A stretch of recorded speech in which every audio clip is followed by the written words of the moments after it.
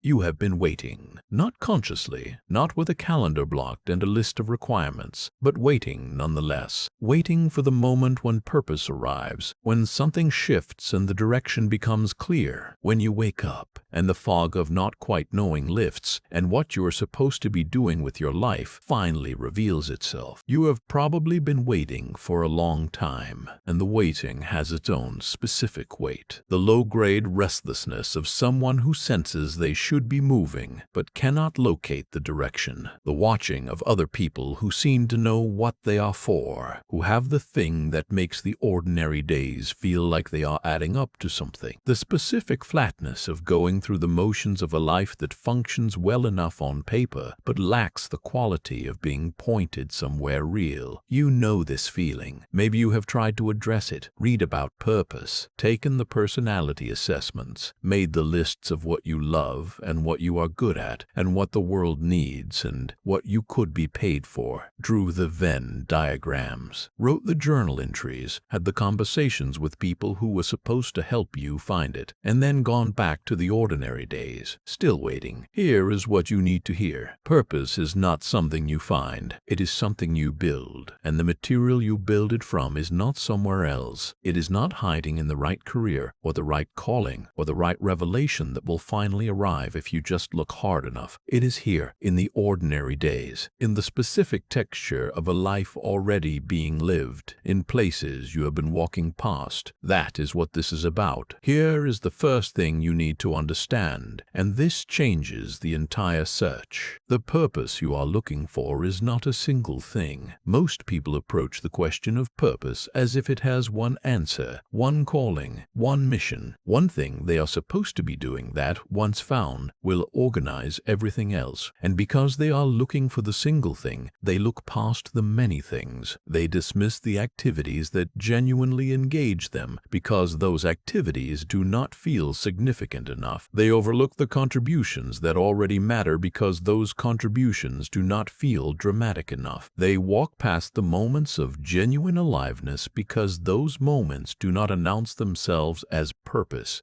They are waiting for the revelation, and the revelation does not come because the revelation is the wrong format for what purpose actually is. Purpose is not a destination. It is a quality of engagement, the quality of being genuinely invested in something beyond yourself, of caring about outcomes that are larger than your immediate comfort, of bringing your actual attention and actual effort to something that actually matters to you. That quality is available in an enormous range of activities, in an enormous range of contexts, in the everyday ordinary life that is already happening. The search for the single calling has been keeping you from the many moments of genuine purpose that are already available. But here is what you are missing about why purpose feels so elusive. It is not because you lack a calling. It is because you have been looking in the wrong place. Specifically, you have been looking in the future, in the version of yourself that will have figured it out, in the career or the project or the life chapter that will finally feel like the right one, in the person you will become once you have found the thing that makes everything make sense. And because you are looking in the future, you are not looking in the present, where purpose actually lives. Purpose does not live in the future version of your life. It lives in the quality of your engagement with the current version. The parent who is fully present with their child in an ordinary moment is living purpose. The person who brings genuine care to the friend who is struggling is living purpose. The worker who does their specific task with real attention and real investment is living purpose. The person who creates something, anything, with genuine effort and genuine intention is living purpose. None of these moments look like purpose from the outside. From the outside, they look like a parent talking to a child, a friend listening, someone doing their job, someone making something. But from the inside of the person who is genuinely engaged, the quality is unmistakable. This matters. This is real. I am actually here. That quality is what purpose actually feels like, and it is available in far more ordinary moments than you have been giving it credit for. Here is where it gets really specific, because the concept of purpose has been so thoroughly colonized by the culture of the grand calling that most people genuinely cannot recognize purpose when it is in front of them. They expect it to feel significant different from the outside, to be recognizable as important, to have the quality of something that would look good explained to someone else. But purpose does not work that way. The moments that feel most purposeful are almost never the impressive ones. Ask people about the moments in their lives when they felt most alive, most real, most like they were doing exactly what they were supposed to be doing. The answers almost never involve accolades or achievements or milestones. They involve being fully present in something that mattered to them. The teaching moment with a student who finally understood. The conversation with a parent before the end came. The creation of something that did not exist before, however small. The act of genuine help that changed something for someone else. The moment of being fully in a physical experience with no thought of anything else. These moments share one quality: complete presence, not partial presence, while another part of the mind is elsewhere. Not managed presence calibrated for how it looks. Full, genuine, absorbed presence in something that mattered. That presence is what purpose feels like, and it is not reserved for the grand calling. It is available anywhere genuine engagement happens. Now, here is the thing about the search for purpose that most people never examine. The search itself can become the avoidance of purpose. Here is what this means. When you are searching for your purpose, you are in a specific orientation. The orientation of the person who does not yet have it, who is waiting for it, who has not arrived at the version of themselves where purpose is present. That orientation keeps you positioned as a seeker, and seekers do not build things. They look for things, and looking for purpose, spending the years in the search, in the reading about purpose, in the reflection and the journaling and the conversations about what you are supposed to be doing, is a way of engaging with the idea of purpose without engaging with the actual living of it.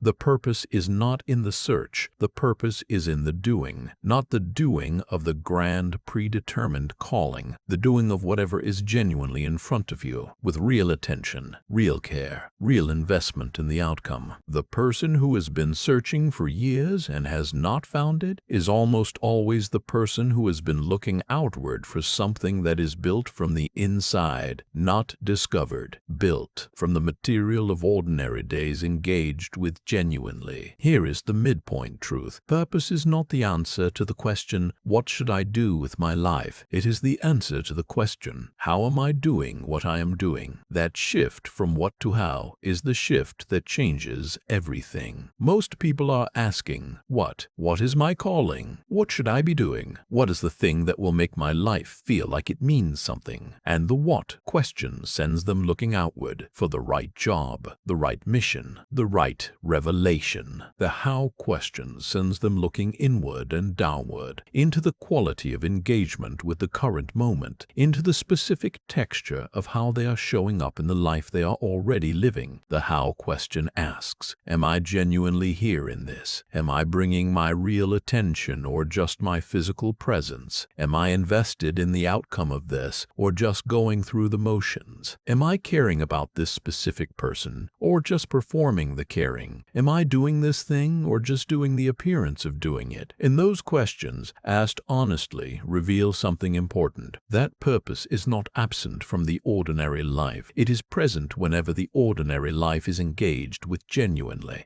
and it is absent whenever the ordinary life is performed rather than lived. The how determines everything. Let us talk about something specific about how purpose is built in everyday life, because the concept of building purpose sounds abstract. Here is what it actually looks like. It looks like choosing one thing at a time and being fully in it. Not the multitasking that the complex life rewards, not the partial presence in many things simultaneously. One thing, fully. The meal is just the meal. The conversation is just the conversation. The work is just the work. The walk is just the walk. Not the meal while monitoring the phone. Not the conversation while planning the response. Not the work while thinking about the other things. Not the walk while listening to content that fills the space where the walk itself would be. The full presence in one thing at a time is the practice through which purpose becomes a lived experience rather than an abstract concept, because the moment you are fully in something, you discover something about it. You discover whether it matters to you, not whether it should matter, whether it actually does, and that honest discovery discovery is the beginning of understanding what you are actually for. Here is something about what purpose feels like from the inside, because most people are waiting for a feeling that sounds like certainty, like knowing, like the specific relief of having found what they were looking for. And purpose does not feel like that. It does not arrive as a declaration. It arrives quietly, as a specific quality of absorption, the experience of time passing without your awareness of its passing, the feeling of effort that does not feel like effort because the investment in the outcome is genuine, the specific aliveness that accompanies being fully engaged with something that actually matters to you. You have felt this before, in a project that took you somewhere you did not expect, in a conversation that went deeper than you planned, in a moment of creation that surprised you with what emerged, in an act of help that mattered more than you expected it to. Those moments were purpose. They did not announce themselves as purpose. They did not feel like the grand calling revealing itself. They felt like being completely absorbed in something real. That absorption is the signal, not certainty about the future, absorption in the present, and the practice of noticing when the absorption is present and moving toward the conditions that produce it more consistently is the practice through which a purposeful life is built. Let us talk about the relationship between purpose and contribution, because this is the dimension that most purpose frameworks get closest to the truth. The moments of genuine purpose are almost always moments of genuine contribution, not contribution in the sense of impressive achievement visible to many people, contribution in the sense of adding something real to the specific situation you are in. The friend who actually listens is contributing.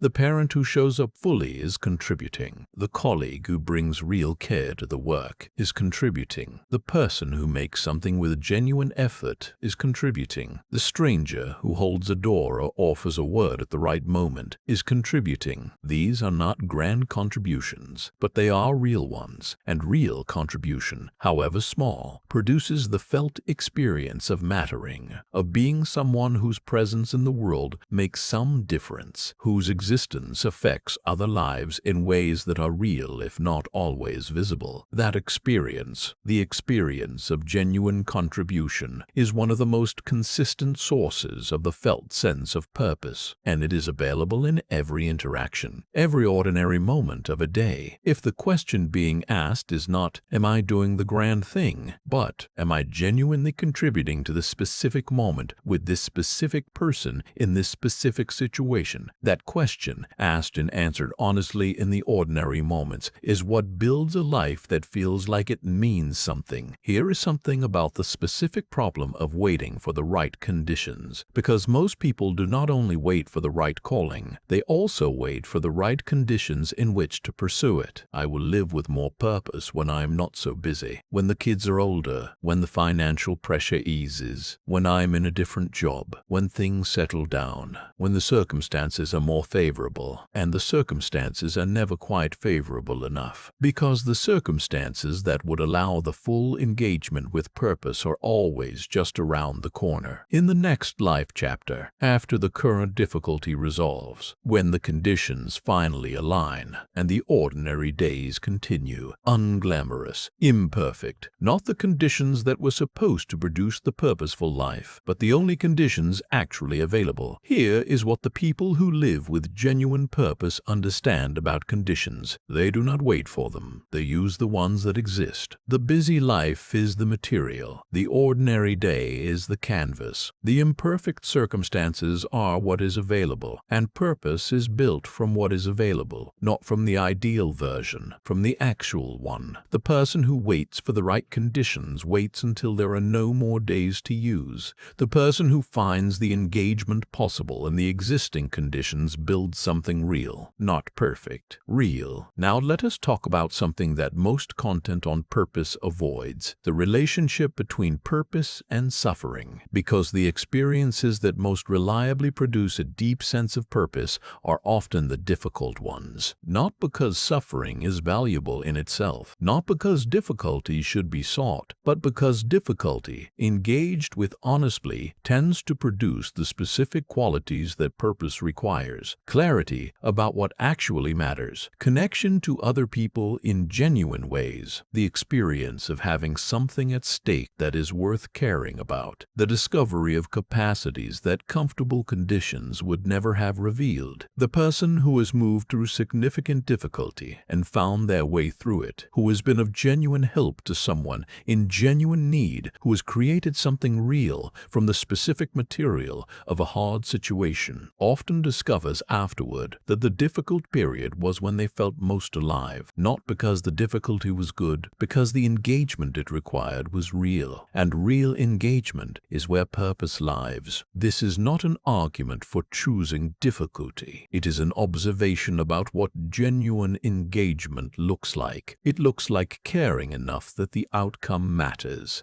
like being invested enough that effort feels worth making, like being present enough that the specific texture of the moment is felt rather than managed. Those things are available in difficult conditions. They are also available in ordinary ones. The practice is not to find the difficulty. It is to bring the quality of genuine engagement to whatever is present, including the ordinary, including the apparently insignificant, including the moment that does not look like it matters but, engaged with fully, reveals that it does. Here is something about the specific everyday activities where purpose is most accessible, not the activities that should produce it according to the frameworks, the ones that actually do, for most people, most consistently. The first is genuine connection with another person, not the managed social interaction, not the performed connection calibrated for impression. The genuine contact, the moment of actually seeing another person, actually hearing them, actually being affected by their reality rather than processing it from a distance. These moments are available every day, in relationships already present, in ordinary conversations that could be genuine if the attention was actually given. The second is creative engagement, creating something, anything, not creating something impressive or significant or for an audience, creating for the specific experience of making something that did not exist before, the cooking that is done with genuine attention to what is being made, the writing that expresses something real, the garden that grows something, the repair that fixes something, the solution that solves something. The specific satisfaction of having made a thing is one of the oldest and most reliable sources of the felt sense of purpose available, and it is available in activities so ordinary that most people do not notice the satisfaction when it arrives. The third is genuine help, not performative help, not help given for the approval it produces, help given because someone genuinely needed something and you had it to give. The specific experience of being useful in a way that mattered, of your presence in someone else's situation making a real difference, of giving something that was actually needed. That experience is available in the ordinary moments of every day, in the colleague who needed a clear explanation, in the friend who needed someone to actually listen, in the family member who needed genuine presence rather than managed attention, in the stranger who needed a small act of consideration. These moments of genuine help, engaged with honestly, produce the felt sense of mattering, of being someone whose existence makes some difference in the world, however small, however local, however invisible to everyone except the specific person it mattered to. Here is something about the long arc, because purpose is not only built in individual moments, it is built in patterns. The accumulation of days when genuine engagement happened, when genuine contribution was made, when genuine connection was present. These patterns do not announce themselves as a life of purpose in real time. They reveal themselves in retrospect. The person who looks back on a period of their life and thinks, I was genuinely there during that time. I was actually in it. I cared about what I was doing, and the caring produced something real. That retrospective recognition is what purpose actually looks like from the outside of the moment, and it is built not from the grand gestures, from the accumulated weight of ordinary moments engaged with genuinely. The parent who was actually present for the childhood, not perfectly, not without distraction, but genuinely, repeatedly, actually there. The person who brought real care to the work over years, not brilliantly, not without difficulty, but consistently, honestly, with genuine investment in what they were producing. The friend who showed up reliably over decades, not dramatically, not with the grand gestures, with the specific ordinary consistency of someone who considered the other person's reality and responded responded to it. These people did not live grand, purposeful lives in any visible sense. They lived genuinely engaged lives, and the engagement, accumulated over time, becomes the purpose. Looking back from enough distance, the life had a direction. It was going somewhere, not toward the destination they planned, toward the person they became through the specific engagement they chose. Here is something about the identity that a purposeful life builds, because this is the thing that makes the search for purpose feel so urgent. Under the search for purpose is a deeper question. Who am I? The purpose question is really an identity question. What kind of person am I in the world? What is my specific contribution to the specific corner of the world I inhabit? What would be different if I were not here? These are not dramatic questions. They are the honest questions of a person who wants their existence to matter. And the answer is built, not found.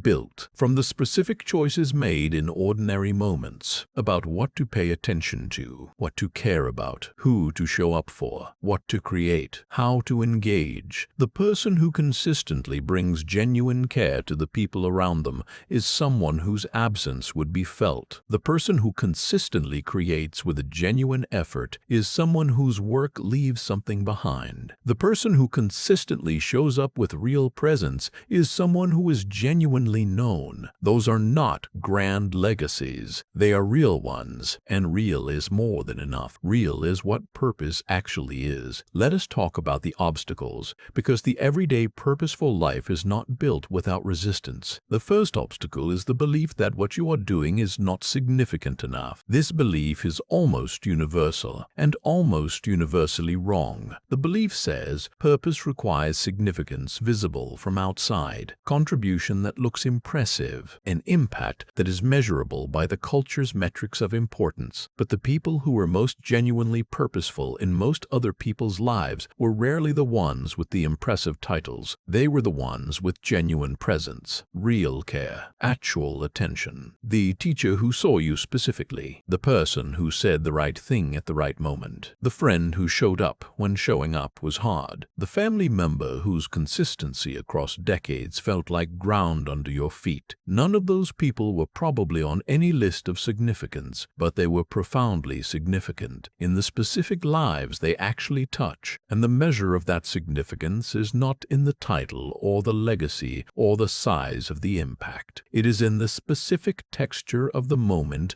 when the care was given. And that texture is available to you in the next conversation, the next ordinary moment, the next opportunity to be genuinely present in someone else's life. The second obstacle is distraction, specifically the specific modern form of distraction that makes genuine engagement nearly impossible. The phone, the feed, the endless availability of something else to attend to. Genuine engagement requires genuine attention, and genuine attention is the scarcest resource in the modern life. Not time, attention. The hours exist, but the hours are fragmented by constant interruption into pieces too small to fully enter. The meal that is eating while scrolling is not a meal fully experienced. The conversation that is attended while monitoring is not a conversation fully entered. The project that is worked while checking is not work fully done. The practice of building a purposeful, ordinary life requires, as a foundation, the recovery of genuine attention. Not all attention for all moments. Genuine attention for the moments that deserve it, which is more moments than the distracted life allows. The third obstacle is the comparison. The comparison to the people who seem to have found the grand calling, the ones whose purpose is visible and impressive and organized around something that looks like a mission from the outside. And the comparison produces the specific dissatisfaction with your own ordinary purposeful moments. They are not enough. They do not look like purpose looks when it is on the outside of someone else's life. They do not have the quality that other people's purposes seem to have. But you are comparing your inside to their outside, your ordinary moments to their highlight version. And the comparison is not fair, because the person whose grand calling looks so purposeful from the outside is living it from the inside, where the ordinary moments are just ordinary, where the doubt exists, where the sense of not quite knowing is present even in the midst of the apparent clarity, where the felt experience of purpose is exactly the same as yours. Moments of genuine engagement engagement inside an ordinary life. The grand calling did not remove the ordinariness. It just gave the ordinariness a more legible external shape. Here is where we leave this, not with an instruction to find your purpose, with an invitation to notice where it already is. In the next conversation, bring your actual attention, not the managed attention, the actual one. In the next task, bring your actual care, not the performed care, the genuine investment in what you are doing and why. In the next moment, with a person who matters to you, bring your actual presence, not the presence calibrated for how you appear, the presence that is simply, genuinely, actually there. These are small things. They do not look like finding your purpose. They do not feel like the revelation that the search was supposed to produce, but they are what purpose actually is. The accumulated quality of genuine engagement with the life already in progress, not a distant destination. The specific texture of this moment, engaged with fully, that is where the ordinary life becomes a purposeful one, not in the finding, in the being fully here, in this specific moment, in this specific life, which is the only one available, and which, engaged with genuinely, turns out to be more than enough to build a life that means something, not to everyone, to you, to the specific people your life touches, which is the only purpose that was ever actually available, and the only one that was ever actually needed.